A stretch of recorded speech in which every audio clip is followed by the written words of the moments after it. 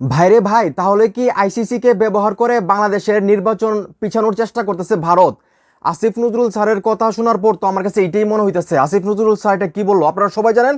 Asif Nazrul sir বর্তমানে বাংলাদেশের ক্রীড়া উপদেষ্টা।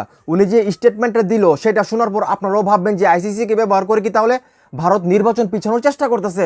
ভাইরে ভাই, এই ভিডিওটা ভাই শেয়ার করেন, এটা বাংলাদেশের প্রত্যেকটা নাগরিকের দেখা উচিত।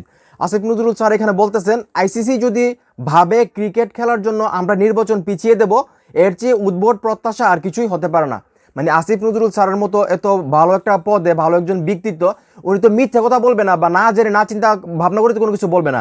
উনি যে এখানে বলতেছে যে আইসিসি চেষ্টা করতেছে মানে খেলার মাধ্যমে বাংলাদেশের নির্বাচন পিছিয়ে দেওয়ার জন্য, সেখানে তো অবশ্যই কোনো কিন্তু আছে ভাই, আমার মাথায় আসতেছে না। আমার মনে হচ্ছে ভারত অবশ্যই কঠিন একটা চাল চালতেছে এখানে, মানে আমাদের নির্বাচনটা পিছানোর জন্য। কারণ এখানে কিন্তু আসিফ নজরুল স্যার ডাইরেক্ট বলে দিছে যে আইসিসি যদি ভাবে ক্রিকেট খেলার জন্য আমরা নির্বাচন পিছিয়ে দেবো, এর চেয়ে উদ্ভট চিন্তা আপনারা হইতে পারে না। তার মানে কি আপনারা বুঝতে পারছেন?